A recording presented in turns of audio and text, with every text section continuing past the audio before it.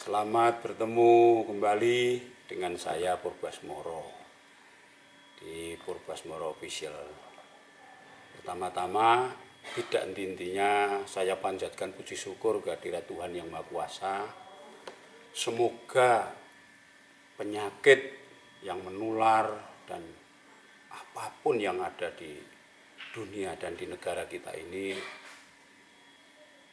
selesai dan tuntas. Tidak ada penyakit lagi di sini dan semuanya akan baik-baik saja. Amin. Bapak-bapak, ibu-ibu dan teman-teman semua, kembali ke sekelumit pengetahuan wayang, yang mana sudah saya aturkan yang sebelum ini bahwa mohon maaf, pengetahuan wayang ini memang saya peruntukkan untuk yang pemula. Jadi mohon maaf dan saya nyuwun pangestu kepada para senior dan juga teman-teman dalang dan juga nyuwun doanya adik-adik dalang, bahwasanya ini cuma keinginan saya bagaimana supaya yang tahap awal bagi bapak-bapak, ibu-ibu atau adik-adik atau mas-mas, mbak Yu yang belum begitu mengenal dengan tokoh-tokoh di wayang kulit, khususnya gaya Surakarta, itu nanti melalui ini bisa klik dan bisa ya sedikit untuk pengalaman tingkat awal dulu. Dan saya mengaturkan terima kasih dan mohon maaf karena memang akun saya baru akun ya kecil-kecilan. Nah, makanya atas supportnya semua saya mengaturkan terima kasih yang sebesar-besarnya. Semoga nanti bisa berkembang. Itu harapan kami dan saya tidak mencari apa-apa. Ya, yang saya cari hanya bagaimana supaya dunia pedalangan ini pada suatu saat nanti akan tetap bisa dinikmati oleh generasi penerus, itu saja. Kali ini adalah tokoh Bima. Langsung saja saya aturkan.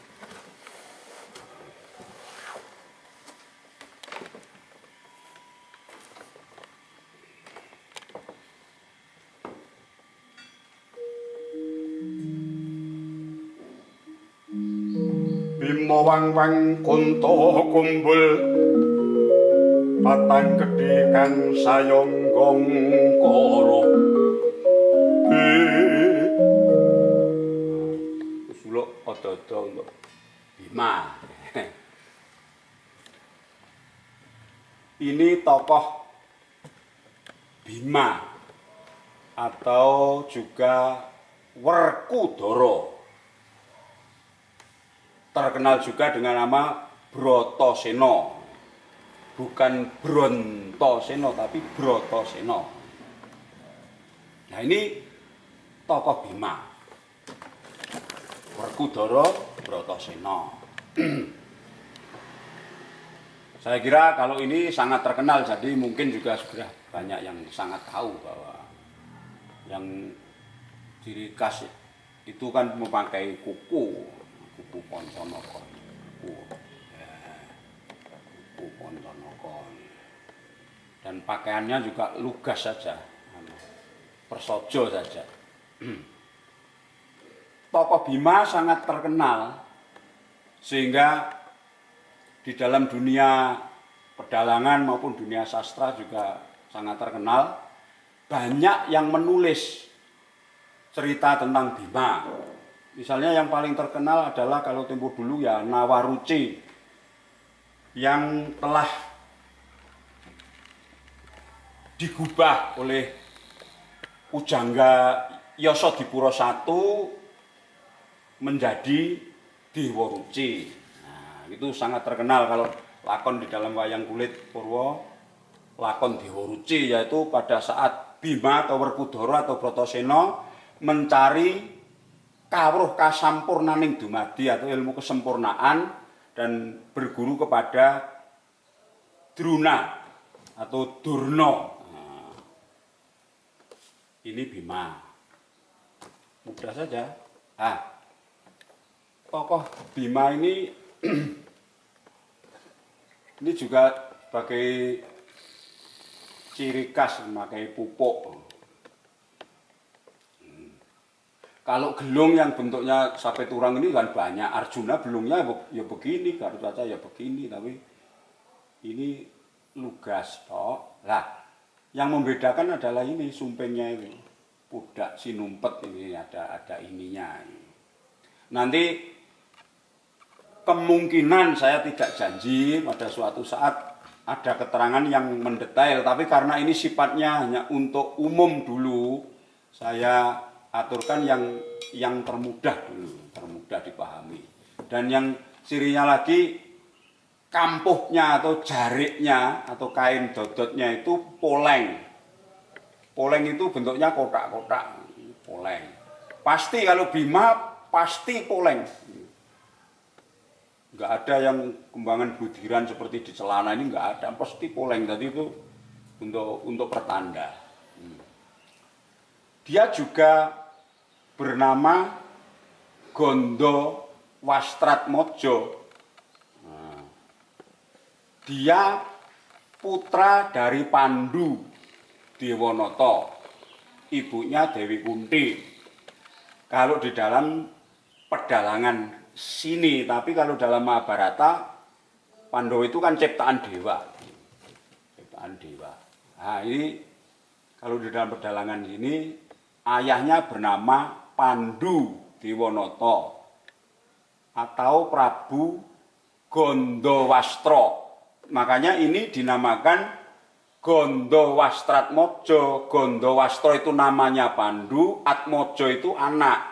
Berarti anaknya Prabu Gondowastro. Lah, tokoh Bima itu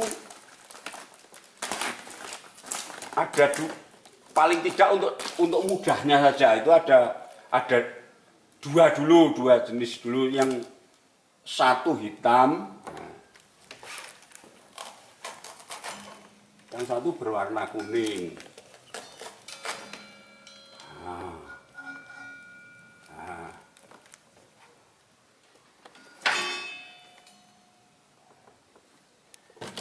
Biasanya kalau yang diberi warna hitam, raut mukanya longok. Longok itu agak menengadah. Ndangak bahasa Jawanya. Kalau yang kuning itu kebanyakan, walaupun juga ada yang agak ndangak, tapi kebanyakan luruh atau dingkluk atau menunduk.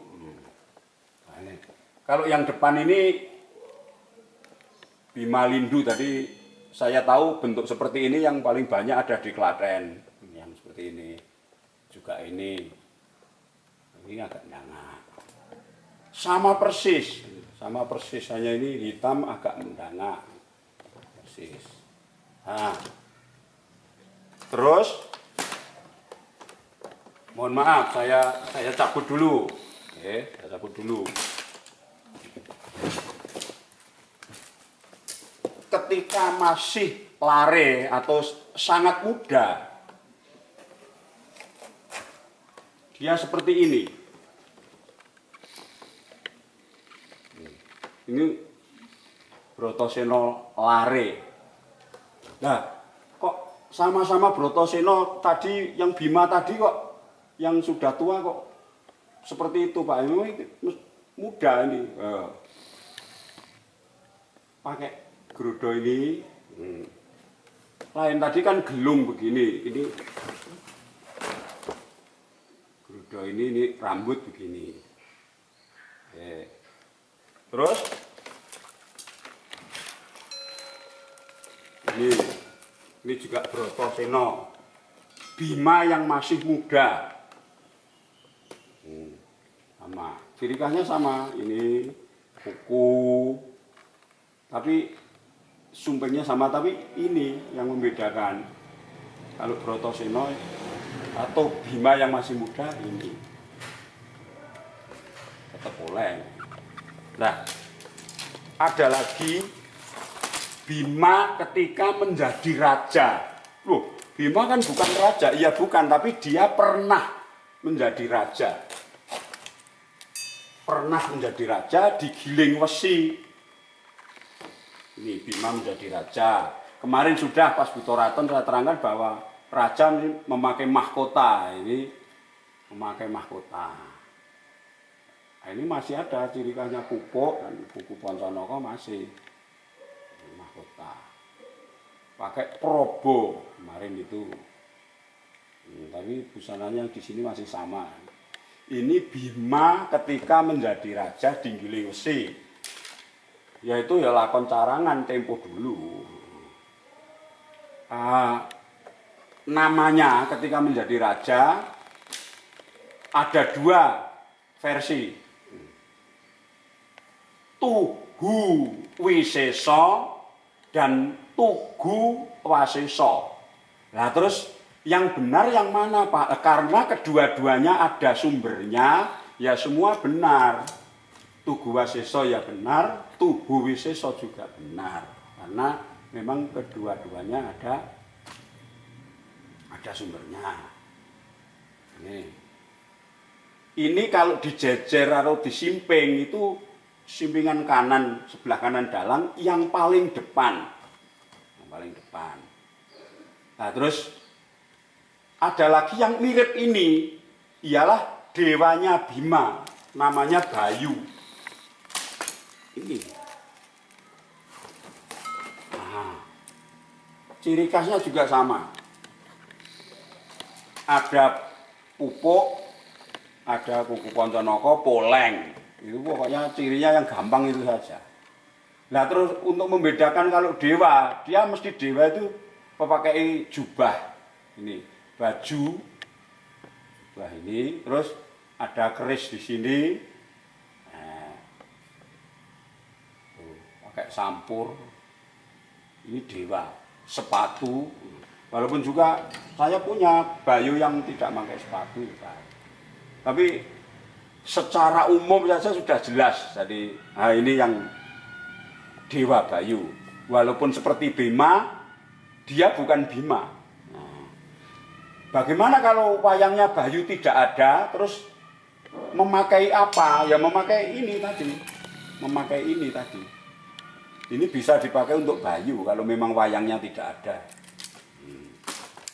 Nah, ada lagi bentuk Bima ketika ia menyamar di negara Wirata. Ini seperti ini. Ini Jagal Bilowo atau Balowo. Jadi perbedaannya adalah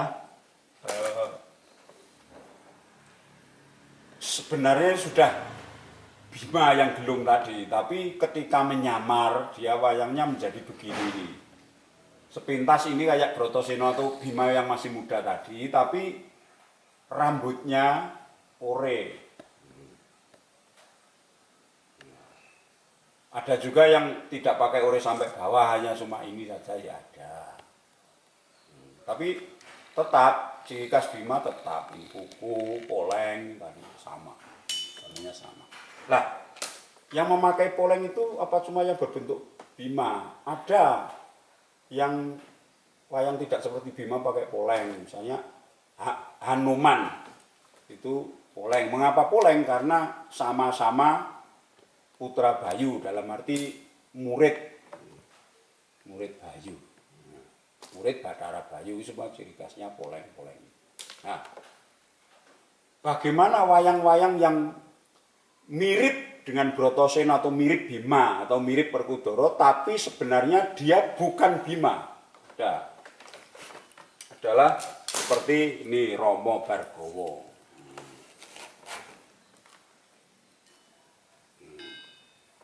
Sepintas kan seperti Bima mukanya, nah, lugasnya hanya biasanya pakai ini, tidak kuku dan juga tidak poleng jariknya dan juga tidak pupuk. ini banyak bentuk Bargowo, tapi ini dulu saya nyorek sendiri. Seperti Bima, tapi bukan Bima. Jadi nanti Romo Bargowo saya kira nanti episode berikutnya tidak usah saya utarakan karena sudah saya sampaikan di episode Bima ini. Yang ini Romo Bargowo. Cara menjejernya ini kan yang di simpingnya kan ini kan paling depan. Simping itu mesti ndangak gini. Terus lagi yang paling besar. Ini terus urut terus. Misalnya masih ada yang kuning ya kuning terus baru hitam terus baru Brotoseno yang Bima muda tadi dan seterusnya. Sekarang karena memang Bima itu tokoh yang unik, jadi lugu, jujur, apa adanya, makanya dia banyak yang senang dan sentosa. Pokoknya yo menangan. Gitu. Banyak yang menulis itu seperti tadi si Yoso-dipuro, lalu Diworuci Ertanoyo, lalu Diworuci Winardi Imam Supardi, Diworucinya Dr. Aseno Sastramidjoyo, dan ada juga Yunio Mistika Bima, dan banyak nanti mungkin baca-baca kan banyak. Itulah tentang Bima. Ini yang gaya Surakarta. Karena begini, untuk pemahaman awam itu kadang-kadang yang penting bentuk begini itu Bima. Bahkan tidak bisa atau belum bisa membedakan gaya Surakarta dan gaya yang lain. Nah, ini ada perbandingannya. Lola, yang bagus yang gaya mana, Pak? Ya semua bagus. Apalagi menurut saya semua bagus karena memang Bima Bali, Bima Jawa Timuran, Bima Jogja, Bima Kedu, Bima wayang golek Jawa Barat, semuanya bagus karena memang masing-masing itu mempunyai kearifan lokalnya sendiri-sendiri yang luar biasa. Itu eloknya nenek moyang kita, Nah, supaya gampang untuk membedakannya, ini yang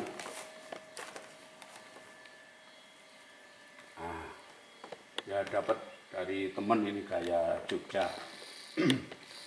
Nah, kalau awam mestinya pokoknya bentuk begini Bima, iya, tapi yang ini gaya Surakarta, yang ini gaya Yogyakarta. Nah, bagaimana Pak cirinya? Ya Anda lihat sendiri. Anu kan ada agak gemuk atau gemuk, anu muka agak besar dan sebagainya. Lah kenapa Pak Purbo kok sering mengkoleksi wayang gaya Jogja? Memang saya sejak dulu sangat suka dengan gaya-gaya lain. Jadi Jogja sangat suka, makanya saya punya di beberapa punya. Karena memang sangat suka. Karena bagi saya gaya itu dan juga gaya Jogja itu dengan warna sulukan, dengan kepraannya, dengan lagu gendingnya, dengan gaya oto-wecononya, gaya sabetnya dan bentuk wayangnya itu formulasinya menurut saya itu pas sekali. Jadi saya suka, makanya saya pernah juga mendalang etok-etok gaya Jogja itulah semampu saya. Tapi karena saya suka, karena dengan formulasi tadi itu saya itu merasakan kenikmatan, nikmat gitu loh, nikmat. Jadi itulah. Ya, gaya-gaya yang lain juga demikian. Karena memang mempunyai kearifan lokal sendiri-sendiri. Nah, ada tokoh Bima yang kecil. Nah, ini dipakai untuk Dewa Ruci. Dewa Ruci, persis seperti Bima.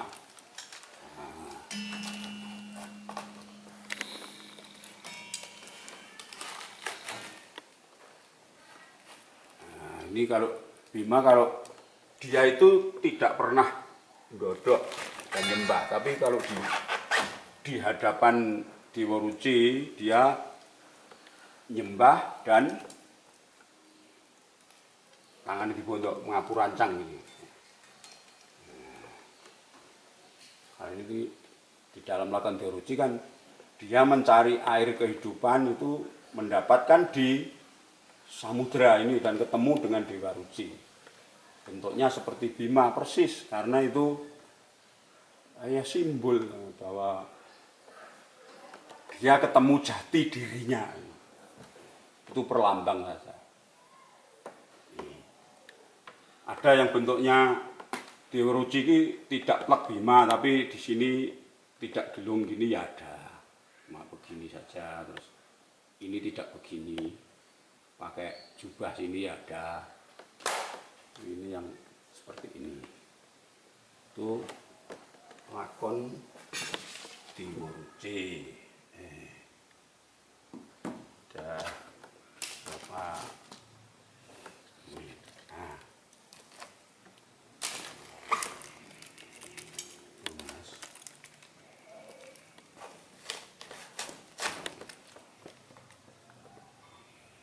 Itu perbedaan yang sangat mudah untuk membedakan tadi. Jadi yang saya aturkan hal-hal yang mudah-mudah dulu, yang gampang-gampang dulu. Kalau nanti sampai Bintulu itu yang mana, terus Tumpale yang mana, terus Poronge yang mana, itu terlalu rumit itu nanti. Untuk yang belum berbasic saja, saya kira lebih mudah diterima itu. Kasatriyane ing Jodipati. Biasanya kalau banyak yang tanya, Bima kasatriyane ing titik-titik ya, Jodipati. Dia istrinya bernama Arimbi. Kan ada Nogogini, istrinya kan dua, ada yang tiga, tergantung gaya mana. Kalau di Surakarta sebetulnya hanya Nogogini dan Arimbi. Terus mempunyai anak Ontorjo sama si Gathotkaca itu, yang dengan Arimbi punya anak Gathotkaca. Saya kira itu, dan biasanya dia hanya berjalan kaki maupun melompat. Jadi Bima itu tidak pernah naik kereta atau naik kuda. Kalau di dalam wayang belum pernah. Dia hanya jalan kaki dan melompat. Satu lompatan sak yojono doe. Ini kalau dalang bercerita kan begitu. Atau sak pendeleng gajah. Sak yojono itu kira-kira 8 kilometer. Kurang lebih 8 kilometer. Jadi bayangkan satu kali melompat 8 kilometer. Jadi wah, dari sini sampai mana ya 8 kilo. Bayangkan. Dan dia sangat sakti. Dia kalau berjalan itu diiringi dengan angin. Dan setelah dia mempunyai aji-aji, ungkal bener belabak pengantol-antol, itu kalau berjalan tidak pernah belok atau menggok, lurus saja. Makanya laut pun dimasuki, hutan pun dilumpati gitu aja. Bima. Dan dia lugas. Nah, ini namanya wayang cancut. Terus gini, tangannya jadi satu. Siap melompat.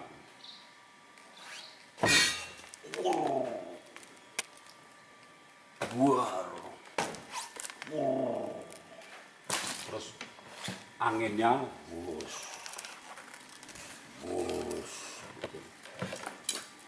Ini nanti jatuh, put,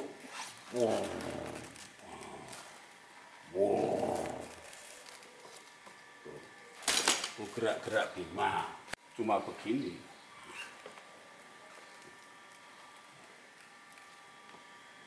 Bima.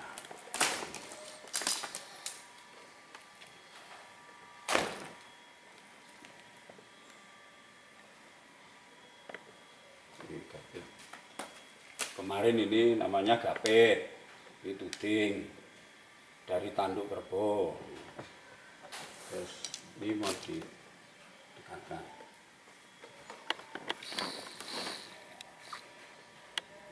Ini yang dipegang dalang di sini antuk namanya. Ini lengkeh yang begini, lengkeh. Lalu yang melenus ini genuk bawah. Setelah itu ini ada geret-geret ini yang melingkar kayak cincin ini namanya picis atau picisan. Lalu ini genuk atas. Nah, ini gegere tulisannya geluk. Ini genuk atas, picis, genuk bawah, lengkeh, lalu antuk.